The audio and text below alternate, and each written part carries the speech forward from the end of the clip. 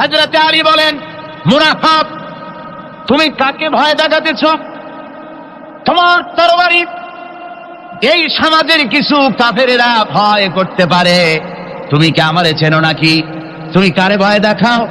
তাম পৃথিবীর সমস্ত কাফেরদের উপরে আল্লাহ রাব্বুল আলামিন আমাকে বাগ বানায় পাঠিয়েছেন। তরবারি দিয়া প্রমাণ হবে। মুনাফিক বলে, তুমি আঘাত করো। কয় না, আক্রমণ তো করবো না আমি, আগে তুমি করো, আমি প্রতিহত করব। আক্রান্ত হলে পরে তারপরেই জবাব দেব। এরপরে মুনাফিক আঘাত হানতে লাগলো। হযরত আলী সমস্ত রণকৌশল দিয়ে আঘাতগুলি তিনি ফিরিয়ে দিতে লাগলেন। এরপরে হযরত আলী বলছেন, মুনাফিক এবার তৈরি হও আমার আঘাত সহ্য করার জন্য। হযরত আলী জুলফিকার তুলে আঘাত করলেন। এক আঘাতেই দেখা গেল মুনাফিকের মাথা থেকে শুরু করে শরীর টুকরা হয়ে গিয়া হযরত আলীর তরবারির মুঠা পর্যন্ত মাটির ভিতরে গেড়ে গিয়েছে। খায়বারের দুর্গ দখল হয়ে গেল। পরের দিন আল্লাহর নবী বলেন, আলী, শুনতে পেলাম তোমার ঢাল ভেঙে গিয়েছিল, তারপরে তুমি যুদ্ধ করলে কি দিয়ে? হযরত আলী বলেন, হুজুর, আবুস দুর্গের ওই কবাতটা, লোহার কবাতটা বাম হাতে নিয়া আর ডান হাতে তরবারি নিয়ে লড়াই করেছি। হুজুর বলেন, কি করে মানুষ কেমনে এত বড় দুর্গের লোহার কপাট হাতে নিয়ে যুদ্ধ করে? একটু দেখাও তো দেখি। হযরত আলী গতকালকের মতো বাম হাত দিয়া ধরেছেন, নাড়াতে পারেন না। এবার ডান হাত দিয়া ধরেছেন, নাড়াতে পারেন না। ডান আর বাম দুই হাত দিয়া সমস্ত শক্তি দিয়ে এমন জোরে টান মেরেছেন, প্রতিটি লোমকূপের গোড়া থেকে ঘাম বেরিয়ে এসেছে, এক চুলও নড়াতে পারেন নাই। হযরত আলীর মুখখানা মলিন হয়ে গেছে লজ্জায়। হযরত আলী রাদিয়াল্লাহু তাআলা আনহু লজ্জা পেয়ে গেছেন। রাসূল পাক সাল্লাল্লাহু আলাইহি ওয়াসাল্লাম বলেন, আলী, লজ্জা পাওয়ার কোনো কারণ নাই, চিন্তা করার কোনো কারণ নাই। তোমার নিজস্ব শক্তি দিয়ে তুমি লড়াই করতে পারো নাই। এত বড় লোহার দরজা নিয়ে, কবাত নিয়ে মানুষ ভাবে লড়াই করতে পারে না। আল্লাহ তার দ্বীনকে বিজয়ী করার জন্য তোমার ভিতরে আল্লাহ রাব্বুল আলামিন ক্ষমতা দিয়েছিলেন। জোরে বলেন সুবহানাল্লাহ। আল্লাহ রাব্বুল আলামিন এই জিহাদের ময়দানে যখন মানুষ আসে, আল্লাহ তাদের উপরে মদদ দান করেন। আমার বন্ধুগণ, আল্লাহর দ্বীনকে জমিনের উপরে প্রতিষ্ঠিত করার জন্য আমরা আজও ঐক্যবদ্ধ হই দ্বীন কায়েমের জন্য, তাহলে আল্লাহ রাব্বুল আলামিন আমাদেরকে মদদ করবেন। আল্লাহ পাক কোরআনে কারীমের মধ্যে বলেছেন, ওয়া কানা হাক্কান আলাইনা নাসরুল মুমিনিন। মুমিনদেরকে সাহায্য করা আমি আল্লাহর জন্য ওয়াজিব হয়ে যায়। জোরে বলেন সুবহানাল্লাহ। আমার ভাইরা, জিহাদের ভিতরে সাহাবায়ে কেরাম আল্লাহর জান্নাতে যাওয়ার জন্য তারা জিহাদ করেছেন। তারা দেশ দখলের জন্য জিহাদ করেন নাই, দ্বীন প্রতিষ্ঠার জন্য লড়াই করা ফরজ। আর এই ফরজ দায়িত্ব পালন করতে গিয়ে যদি কেউ মারা যায়, তাহলে কোথায় যাবে? ওই শাহাদাতের মত হচ্ছে একটা সেতু বা একটা ব্রিজ, একটা সাঁকো, এপারে দুনিয়া, ওপারে আল্লাহর জান্নাতুল ফেরদাউস। জোরে বলেন সুবহানাল্লাহ। এই জন্য হযরত ওমর ফারুক রাদিয়াল্লাহু তাআলা আনহু সব সময় দোয়া করতেন, আল্লাহুম্মা রযুকনি শাহাদাতান ফি সাবিলিক ওয়াজআল মাউতি ফি বালাদি রাসূলিক। আল্লাহ রাব্বুল আলামিন, আমাকে রাসূলের শহরে মওত দাও, আর আমাকে তোমার দ্বীনের রাস্তায় শাহাদাত মঞ্জুর করো। আপনি আমাদের নিয়ে চলুন, আল্লাহ যেদিকে আপনাকে আমাদের নিয়ে যেতে বলেন সেই দিকে নিয়ে যান। আমরা মুসা আলাইহিস সালামের উম্মতের মতো বলবো না যে, হে মুসা, আপনি আর আপনার আল্লাহ দুজন গিয়া যুদ্ধ করেন, আমরা এখানে বসে থাকি, এমন কথা আমরা বলবো না। বাল ইযহাব আনতা ওয়া রাব্বুকা ফাকাতিলা ইন্না মাআকুমা মুকাতিলুন। ও নবী, বরং আমরা বলবো, আপনি চলুন আমাদের নিয়ে, আপনি এবং আপনার আল্লাহ চলুন জিহাদের ময়দানে, আমরা আপনার সঙ্গে জিহাদ করব, লড়াই করব সেই পর্যন্ত। মাদামাত আইনুম মিন্না তাতাররাব, যতক্ষণ পর্যন্ত আমাদের একটা চক্ষুর পলক পড়ে, যতক্ষণ পর্যন্ত একটা চোখের পাতা নড়ে, ততক্ষণ পর্যন্ত আমরা কাফেরদের বিরুদ্ধে লড়ব। সুবহানাল্লাহ বিহামদিহি। যতক্ষণ চোখের পাতা নড়ে ততক্ষণ পর্যন্ত লড়ব, নিয়ে চলুন আমাদেরকে। হুজুর খুব খুশি হলেন। আরে রাসূল পাক সাল্লাল্লাহু আলাইহি ওয়াসাল্লাম দারুণ ভাবে খুশি হয়ে গেলেন। হুজুর বললেন, ও সাহাবীরা, তোমাদের মানসিক অবস্থা যখন এই, কুমু বিনা ইলা জান্নাতিন, চলো আমার সাথে বেহেশতের দিকে। সুবহানাল্লাহ, সবাই বলেন সুবহানাল্লাহ। কুমু বিনা ইলা জান্নাতিন আরদুহা কারদিস সামাওয়াতি ওয়াল আরদ, সেই বেহেশতের দিকে চলো যে বেহেশতের বিশালতা প্রশস্ততা এই পৃথিবী এবং আকাশের চাইতে অনেক বড়, সেই বেহেশতের দিকে চলো। ফাকামা উমাইর বিন হামাম ওয়া কানা ইয়াকুলুত তামার, হযরত উমাইর বিন হামাম এক যুবক, তিনি দাঁড়িয়ে গেলেন। আমার মুসলমান ভাইরা, যুবকদের অবদান কিন্তু ইসলামে সব চাইতে বেশি। জোরে কোন সুবহানাল্লাহ। তাদের অবদান বেশি। সর্বপ্রথম ইসলাম কবুল করেছে কারা? যুবকরা। হযরত আবু বকর, হযরত ওমর রাদিয়াল্লাহু তাআলা আনহু, তাদের বয়স যুবক বয়স ছিল, যুবক বয়সে তারা ইসলাম কবুল করেছেন। হযরত আলী যুবক ছিলেন, এই জন্য যুবকদের ইবাদতের সওয়াব বেশি। রাসূল পাক বলেছেন কিয়ামতের ময়দানে যেদিন কোন ছায়া থাকবে না, আরশে আজিমের নিচে 7 শ্রেণীর লোকেরা ছায়া পাবে, তার মধ্যে এক শ্রেণী হচ্ছে ওয়াশাবুন নাশা ফি ইবাদাতিল্লাহ, ওই যুবকেরা যারা নাকি রাত গুজরান করে, রাত কাটায় আল্লাহর ইবাদতে, রাত জাগে আল্লাহর ইবাদত করে। জোরে কোন সুবহানাল্লাহ। বুড়োদের 100 বার আল্লাহ বলা আর এক যুবকের একবার আল্লাহ বলা, বৃদ্ধের সারা সপ্তাহ তাহাজ্জুদ পড়া আর যুবকের এক রাতের তাহাজ্জুদ পড়া মনে হয় তার থেকেও বেশি। কোন সুবহানাল্লাহ। তাই বলে বৃদ্ধ যারা, তারা কিন্তু হতাশ হবেন না, ওই যৌবনকাল আপনিও পেরিয়ে এসছেন, ঠিক না? সুতরাং যুবকদের অবদান বেশি। হযরত উমাইর বিন হামাম রাদিয়াল্লাহু তাআলা আনহু, তিনি দাঁড়িয়ে গেলেন, তার হাতে ছিল ওয়া কানা ইয়াকুলুত তামার, তিনি খরমা খাচ্ছিলেন, হাতে ছিল কয়েকটা খরমা।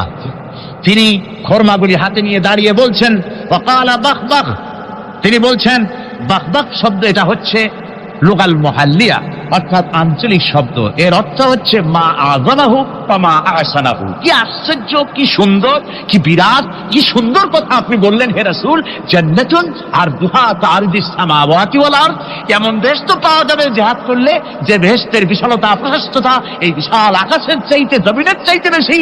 ওয়াল্লাহি লাউ কুনতু হাইয়ান হাত্তা আকুলাহুন্না, আমি যদি, ওয়াল্লাহি আল্লাহর কসম, আমি যদি এই খরমাগুলো যদি খাইতে থাকি, ইন্নাহা লা হায়াতুন তাবিলা, তাহলে তো এটা অনেক লম্বা হায়াত লাগবে। এই খরমাগুলি খাইতে অনেক সময় লাগবে, বেহেশতে যাইতে দেরি হয়ে যাবে। সুতরাং এই খরমা তো আর খাওয়া যাবে না। ফারাগাবিহিন না, হাতের খরমাগুলি সব ফেলে দিয়ে জিহাদের ময়দানে লাফায় পড়লেন। অনেকগুলি কাফেরকে জাহান্নামের ঘাটে উতরায় দিয়া হযরত ওমর নিজেও শাহাদাত বরণ করলেন। জিহাদের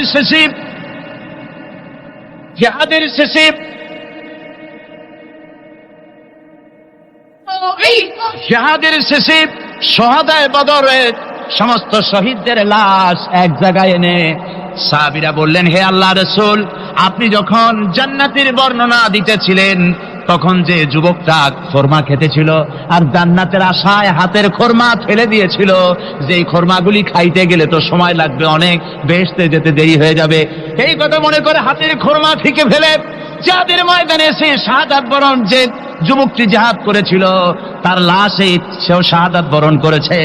রাসূল পাক হযরত ওমরের চেহারার দিকে লক্ষ্য করে তার দিকে অঙ্গুলি সংকেত করে হুজুর বলছেন, ইন্নাকা মিন আহলিহা, ওমর, যে বেহেশতের জন্য তুমি খরমা খাওয়ার ধৈর্য ধরতে পারো নাই, আমি নবী সাক্ষী দিচ্ছি তুমি সেই জান্নাতের অধিবাসী। আমার ভাইরা, ওই জান্নাতে যাওয়ার জন্য, আল্লাহর দ্বীনকে প্রতিষ্ঠার জন্য আমাদেরকে ঐক্যবদ্ধ হতে হবে। আল্লাহর দ্বীনের জন্য আল্লাহর নবীর যে আদর্শ, সে আদর্শ প্রতিষ্ঠার জন্য এগিয়ে আসতে হবে। যদি আমরা তা করতে পারি, আমরা সংখ্যায় কত, আমাদের অস্ত্র আছে কি নাই, আমাদের জনবল কত, আমাদের সৈন্যবল কত, এগুলি প্রশ্ন না। প্রশ্ন হচ্ছে ওয়ালা তাহিনু ওয়ালা তাহসানু ওয়া আনতুমুল আলাউনা ইন কুনতুম মুমিনিন। কোনো ভয় নাই, কোনো চিন্তা নাই, যদি তোমরা মুমিন হও আমি আল্লাহ তোমাদেরকে বিজয়ী করব। জোরে বলেন সুবহানাল্লাহ। মুসলমানেরা তো সেই জাতি, যাদের ময়দানে যখন মুসলমানদেরকে সাহায্য দরকার হয়েছে, আল্লাহ রাব্বুল আলামিন আকাশ থেকে ফেরেশতা নাজিল করেছে কিনা কোন? কবি বলছেন, ফিজায়ে বদরি पैदा कुन फरिश्ते तेरी नुसरत को उतर सकते गर्दों से कतर अंदर कतार भी। বদরের মুসলমানদের মতো ঈমান যদি আজও তোমরা আনতে পারো, তোমাদের ভিতরে হয়ে যায়, তাহলে আল্লাহ রাব্বুল আলামিন তোমাদের জন্য কাতারে কাতারে ফেরেশতা তোমাদের জন্য নাজিল করে দিতে পারেন। তোমরা সেই জাতি, তোমরা সেই মুসলমান, ফিরে আসো ইসলামের দিকে, ফিরে আসো দ্বীনের দিকে, রাসূলের সঙ্গে মহব্বতটা জুড়ে দাও। কি মোহাম্মদ সে ওফা তूने तो हम तेरे हैं, ये जहां चीज ही क्या लोहे कलम तेरे। মুহাম্মদ সাল্লাল্লাহু আলাইহি ওয়াসাল্লামের সঙ্গে তুমি যদি মহব্বতের সম্পর্ক স্থাপন করতে পারো, অনুসরণ আর অনুকরণের, তাহলে আকাশ আর জমিন তো দূরের কথা, লৌহ কলম পর্যন্ত আল্লাহ তোমার জন্য করে দিবেন। গভীর রাত্রে হযরত ফাতিমা রাদিয়াল্লাহু তাআলা আনহা ইন্তেকাল করলেন। কিছু সংখ্যক সাহাবীদের কাছে খবর দিয়া অল্প সময়ের ভিতরে জানাজার ব্যবস্থা করা হলো। হযরত আবু যর গিফারী রাদিয়াল্লাহু তাআলা আনহু কবরের ভিতরে নেমে গেলেন। কবরের ভিতরে নেমে গিয়া হযরত আবু যর বলেন, রে কবর, তোর ভিতরে আজকে কাকে রাখবো, তুই কি তা জানিস নাকি? কোনো জবাব আসে না। হযরত আবু যর বলেন, কবর রে, তোর ভিতরে আজকে যাকে রাখবো তিনি হতেছেন হযরত ইমাম হাসান হোসেনের মা, বেহেশতের সমস্ত জওয়ানদের সরদার হবেন যারা, সেই দুইজনের মা তোর ভিতরে রাখবো, খবরদার বেয়াদবি করবি না। কোন জবাব না পেয়ে হযরত আবু যর বলেন, ওগো কবরের মাটি, তোর ভিতরে কাকে রাখবো কি জানিস? আসাদুল্লাহিল গালিব, দুনিয়ার সমস্ত কাফেরদের বিরুদ্ধে আল্লাহ রাব্বুল আলামিন যাকে বাঘ বানিয়ে পাঠালেন, সেই হযরতে আলী, তার স্ত্রী রেখে যাব, খবরদার বেয়াদবি করবি না। কোনো জবাব আসে না। হযরতে আবু যর বলেন, কবরের মাটি, তোর ভিতরে যাকে রাখবো তিনি হলেন খাতুনে জান্নাত, বেহেশতের সমস্ত মহিলাদের সরদারিনী হবেন যে ফাতেমা, তারে রেখে যাব, তোর ভিতরে খবরদার কোনো বেয়াদবি করবি না। আবার হযরতে আবু যর বলেন, কবরের মাটি, তোর ভিতরে কারে রাখবো কি জানিস? তোর ভিতরে আজকে যাকে রেখে যেতেছি তিনি হলেন আখেরি জামানার পয়গম্বর বিশ্বনবী জনাবে মুহাম্মদ রাসূলুল্লাহ সাল্লাল্লাহু আলাইহি ওয়াসাল্লামের কলিজার টুকরা মা ফাতেমাকে তোর ভিতরে রাখবো, খবরদার কবরের মাটি বেয়াদবি করবি না। কিতাবে এসেছে হযরত আবু যর গিফারী শুনতে পেলেন, আওয়াজ এলো, কি যেন বলতেছে, রে আবু যর, আমি ফাতেমাকে চিনি না, হাসান হোসেনের মাকে চিনি না, আলীর স্ত্রী চিনি না, রাসূলের মেয়ে মা ফাতেমাকে চিনি না। আমল যদি ভালো হয় আমার ভিতরে, আমল ভালো নিয়ে যে আসবে শান্তিতে থাকবে, আর আমল যদি খারাপ হয় আমার ভিতরে, তার অবস্থা চূড়ান্ত হয়ে যাবে। আমার ভাইরা, আমার বন্ধুগণ, আমলের উপরে ভিত্তি করে কিয়ামতের দিন নাজাত হবে। আমল যদি খারাপ হয়ে যায়, কিয়ামতের দিন কেউ তাকে বাঁচাতে পারবে না। এই জন্য কিয়ামতের ময়দানে, হাসরের দিনে আল্লাহর হাবিব জনাবে মুহাম্মদ রাসূলুল্লাহ সাল্লাল্লাহু আলাইহি ওয়াসাল্লাম সিজদায় পড়ে কাঁদতে থাকবেন। আল্লাহ রাব্বুল আলামিন বলেন, হাবিব রে, আপনি কাঁদেন কেন? আজকে তো আপনার কাঁদার দিন না, আমি আপনাকে মাকামে মাহমুদ দান করেছি, আমি আপনাকে কাউসার দান করেছি, আপনার আজকে সম্মানের দিন, মর্যাদার দিন, কাঁদেন কেন? আল্লাহর হাবিব বলবেন, রব্বুল আলামিন, মাকামে মাহমুদ পেয়েছি, কাউসার পেয়েছি, কান্দি এই জন্য আমি দেখতে পাচ্ছি আবার সামনে দিয়া ফেরেশতারা আমার উম্মতগুলি জাহান্নামের দিকে নিয়ে যায়। আল্লাহ রাব্বুল আলামিন বলবেন, ওগো আমার হাবিব, আমি আপনাকে ক্ষমতা দিলাম, আপনার জান্নাতি উম্মতগুলি আপনি বেছে নেন। আল্লাহর হাবিব তার জান্নাতের উম্মতগুলি বাঁচতে থাকবেন। হযরত আয়েশা বলেন, ইয়া রাসূলুল্লাহ, কিয়ামতের ময়দানে লক্ষ কোটি কোটি মানুষের ভিতরে আপনার জান্নাতি উম্মত আপনি চিনবেন কি করে? হুজুর বলেন, আয়েশা, কোন একটি ঘোড়ার কপাল যদি থাকে সাদা, এই সাদা কপালওয়ালা ঘোড়াটা যদি অসংখ্য ঘোড়ার ভিতরে যদি হারিয়ে যায়, তাহলে সাদা কপালওয়ালা ঘোড়ার মালিক তার ঘোড়াকে পাবে কিনা বলো? হযরত আয়েশা বলেন, হুজুর, অনায়াসে পাবে। আল্লাহ রাব্বুল আলামিনের হাবিব বলেন, আয়েশা রে, কিয়ামতের ময়দানে আমার যেই উম্মতেরা নামাজি ছিল, দিনদার ছিল, পরেজগার ছিল, দুনিয়ার বুকে ঈমান নিয়ে যারা চলাফেরা করেছে, আমার দিন কায়েমের আল্লাহর দিনের জন্য যারা কাজ করেছে, ওদের চেহারা নূর চমকাতে থাকবে, ঈমানের নূর কিয়ামতের দিন চমকাতে থাকবে। সেই ঈমানের নূর দেখে দেখে আমি আমার জান্নাতি উম্মতগুলি আমি বেছে নেব। নবীজি বলেছেন, কন্যার পিতাদেরকে গালি দিও না। অনেকে টিটকারি করে, বারবার মেয়ে হয় ছেলে একটাও হয় না, সেই জন্য টিটকারি বটকারি করে। আল্লাহ নবী বলেছেন, মেয়ের পিতাকে গালি দিও না, ঠাট্টা করো না, যেহেতু আমি মুহাম্মদ রাসূলুল্লাহ সাল্লাল্লাহু আলাইহি ওয়াসাল্লাম, আমি মেয়েদের পিতা, আমি নিজে মেয়েদের পিতা। খাও না, মেয়েদের পিতাকে গালি দিও না। রাসূলুল্লাহ বলেছেন, আকাশের নিচে জমিনের উপরে খাদিজার মতো মহিলা আর নাই। সেই হযরতে খাদিজা রাসূলের 4টি মেয়ে পেটে ধারণ করেছিলেন। সুবহানাল্লাহ। মেয়ের প্রতি রাসূলুল্লাহ যথেষ্ট মহব্বত করতেন, মেয়েকে খুব ভালোবাসতেন হুজুর সাল্লাল্লাহু আলাইহি ওয়াসাল্লাম। হুজুরের কলিজার টুকরা ছিলেন মা ফাতিমা রাদিয়াল্লাহু তাআলা আনহা। হুজুর যখন কোথাও যেতেন, সকলের শেষে দেখা করতেন ফাতেমার সঙ্গে, আর বিদেশ থেকে সফর করে এসে সকলের আগে দেখা করতেন ফাতেমার সঙ্গে। সুবহানাল্লাহ। রাসূলুল্লাহ আরো বলেছেন, তোমরা যখন বাজারে যাবে বা ব্যবসা করতে যাবে বা বিদেশে যাবে, আসার সময় যে সব হাদিয়া নিয়ে আসো। আমরা যখন বাইরে যাই, বাজারে যাই, কিছু হাদিয়া আনি না, জামা কাপড় চকলেট ইত্যাদি আমরা আনে থাকি। রাসূলুল্লাহ বলেছেন, হাদিয়াগুলি তোমরা যারা বিদেশে যাও, বাজারে যাও, হাদিয়া আনবে, আর এনে ঘরের মধ্যে ঢুকে তা শুরু করবে মেয়েকে দিয়ে। প্রথমে দেবে মেয়েকে। সুবহানাল্লাহ। মেয়ের মর্যাদা ইসলামের সব চাইতে বেশি। কোন যুগে? যে যুগে মেয়ে হলে পরেই মাটির নিচে ঘেরে রাখতো, আছাড় মেরে বের ফেলে দিত। বেআইয়ি যামবিন কুতিলাত, কোন অপরাধে তাদেরকে হত্যা করা হলো, আল্লাহ পাক কোরআনে কারীমের মধ্যে বলেছেন তাদের অপরাধ আর কিছু না, তারা নারী, এই জন্য তাদেরকে মেরে ফেলা হতো। রাসূলুল্লাহ তাদের ইজ্জত দিলেন। সুবহানাল্লাহ বিহামদিহি। রাসূলুল্লাহ সম্মান দিলেন, ইজ্জত দিলেন তাদেরকে।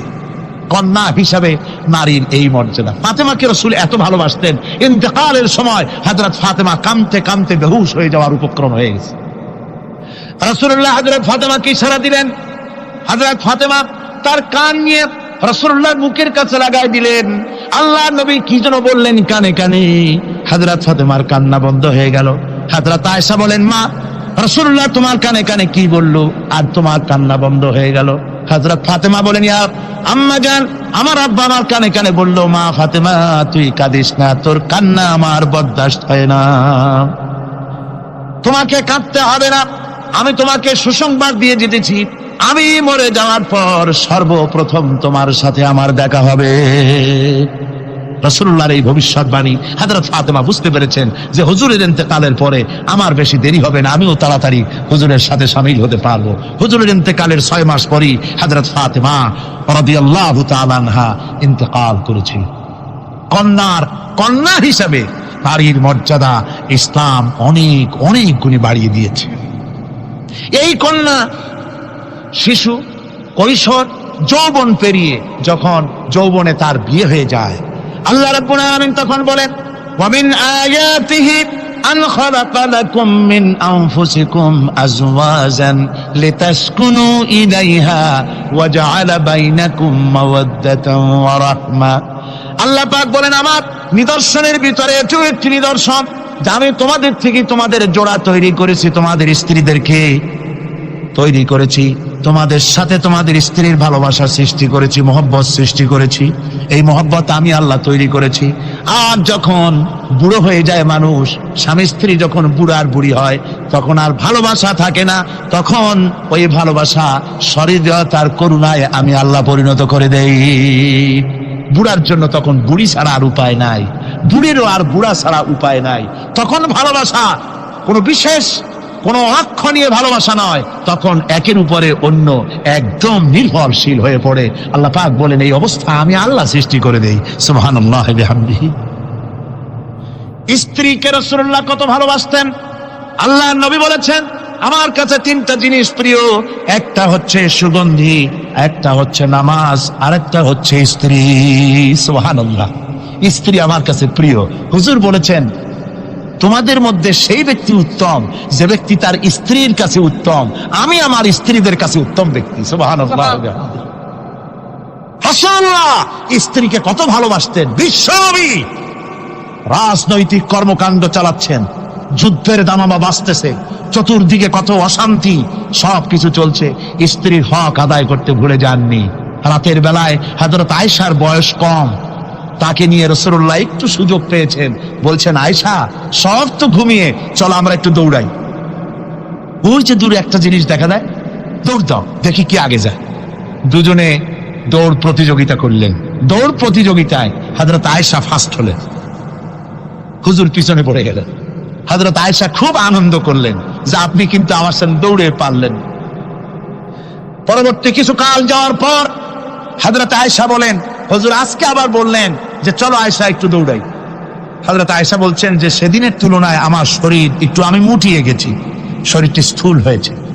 আমি আজকে দৌড়ালাম কিন্তু পারলাম না, রাসূল আগে চলে গেলেন। আমি হাঁপাতে হাঁপাতে যখন হুজুরের কাছে চলে গেছি, হুজুর তখন মুস্কি হেসে আমাকে বললেন, আয়েশা ওই সেই দিনের জবাব আজকে দিয়ে দিলাম। সুবহানাল্লাহি বিহামদিহি, সুবহানাল্লাহি বিহামদিহি। বিশ্ব নবী কত বড় আদর্শ বিশ্ব মানবতার জন্য।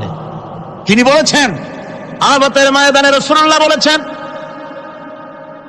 তোমরা যেমন পড়বে তোমার স্ত্রীদেরকে তেমন পড়াবে, তোমরা যেমন খাবে তোমার স্ত্রীদেরকে তেমন খাওয়াবে, স্ট্যান্ডার্ড মেনটেন করবে। তুমি ভালো দামের কাপড় পরবে, স্ত্রীকে খারাপ দিবে তা নয়। অধিকার দুজনেরই সমান, স্বামী এবং স্ত্রী সমান অধিকার। কিন্তু আমরা তা বুঝতে পারি না, বুঝতে চাই না। আমরা অনেকে মনে করেছি বিয়ে যখন করছি তখন আমি তো নওয়াবজাদা নসরুল্লাহ খান আর বউ তো কেনা দাসী। না, সে কৃত দাসী নয়, তার মর্যাদা আছে, তার সম্মান আছে, তার সম্মান আপনাকে দিতে হবে। রাসূলুল্লাহ দিয়েছেন, আপনাকেও দিতে হবে। রান্না বান্না হতে দেরি হয়, কত গালাগালি শুনতে হয় নারীকে।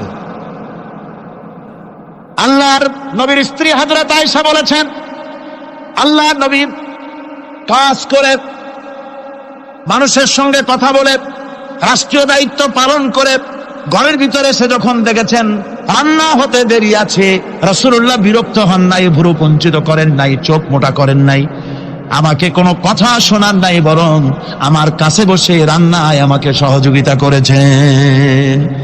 সুবহানাল্লাহ বিহামদি। এই হলো আল্লাহর রাসূল, এই হলো বিশ্ব নবী।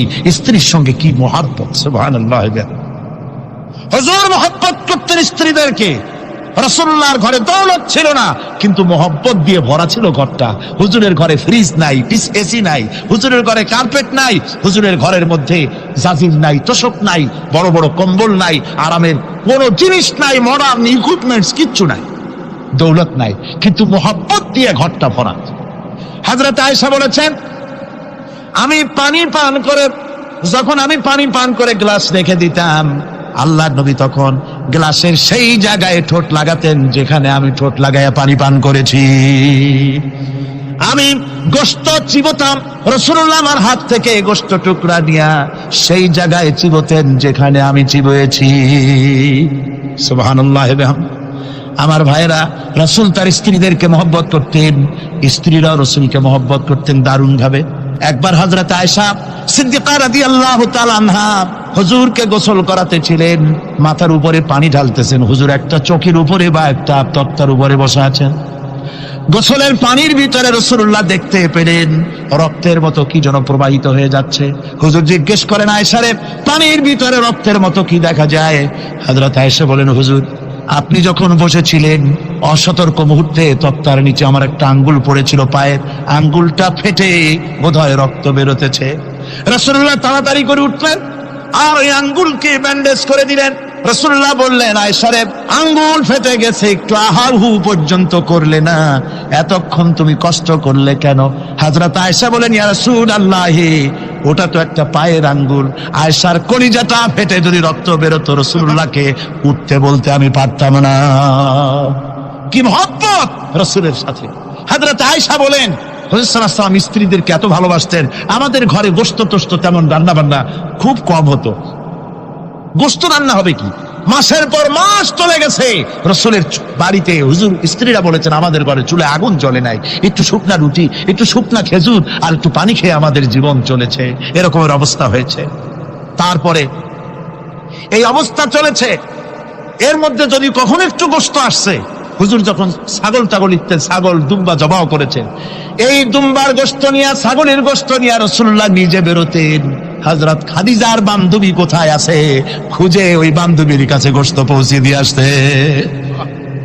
হযরত আয়েশা বলেন, একদিন আমার ঘুম ভেঙে গেল, দেখি হুজুর আমার কাছে নাই, গেলেন কোথায়?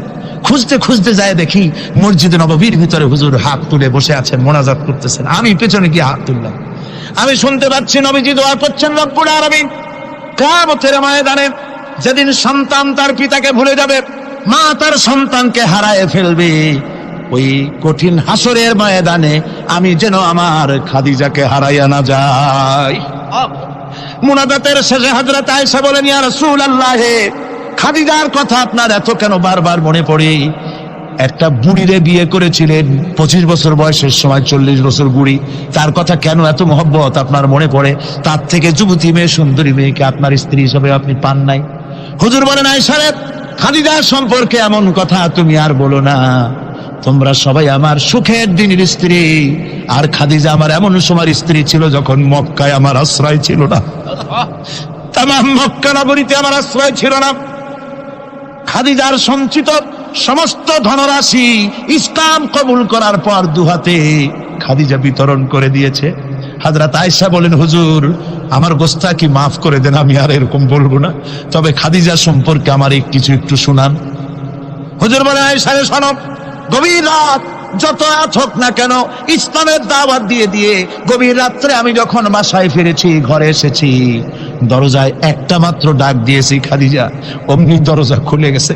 আমি জিজ্ঞেস করেছি, খাদিজা রে, যত রাত্রে আসলাম, যতবার আসলাম, একটা ডাকের বেশি লাগলো না, তুমি কি ঘুমাও না? হযরতে খাদিজা বলেছেন, ইয়া রাসূলুল্লাহ, আমার মনের ভিতরে ভয় থাকে, আল্লাহ রাসূল দিনের খেদমতে বাইরে আছেন, আমি যদি আরামে বিছানায় ঘুমায় থাকি আর নবীজি দরজার কাছে দাঁড়ায় আমারে ডাকাডাকি করবে, উঠতে যদি দেরি হয়ে যায় নবীজির সঙ্গে বেয়াদবি হয়ে যাবে, এই মনে করে আপনি না আসা পর্যন্ত দরজার সাথে পিঠ লাগাই আমি দাঁড়াইয়া দাঁড়াইয়া ঘুমাই। আমার ভাইরা, হযরতে খাদিজার ইজ্জত স্বয়ং আল্লাহ দিয়েছেন। কে দিয়েছেন?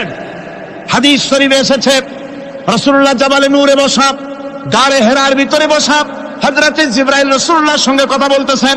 একটু পরে হযরতে জিবরাইল বলেন, ইয়া রাসূলুল্লাহ, আমি আর এখানে বসবো না, আমি এখন চলছি। আমি দেখতে পাচ্ছি খাদিজা আসতেছে আপনার জন্য খাবার নিয়ে।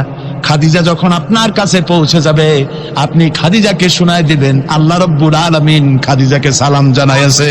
সুবহানাল্লাহ, সুবহানাল্লাহ। রাসূলুল্লাহর কাছে হযরতে খাদিজা যখন আসলেন, হুজুর বললেন, খাদিজা, আজকে তোমার জন্য দারুণ সুখবর। বলে কি? বলে, আল্লাহ পাক জিবরাইল কেমন উঠে গেল আমার কাছ থেকে, জিবরাইল বলে গেল আল্লাহ তোমাকে সালাম বলেছেন। হযরত খাদিজা কেঁদে ফেললেন, বললেন, ইয়া রাসূলুল্লাহ, আমার নারী জন্ম সার্থক, আল্লাহ আমাকে সালাম বলেছেন, এর জবাব কেমনে দিতে হয় হুজুর আমি তো জানি না, আপনি আমার পক্ষ থেকে আল্লাহর সালাম কিভাবে দেওয়া লাগে আপনি দিয়ে দিন, আমি তো বুঝি না কেমনে আল্লাহর সালামের জবাব দেব। হুজুর বললেন, খাদিজা, শুধু আল্লাহ নয়, জিবরাইলও তোমাকে সালাম বলে গেছেন।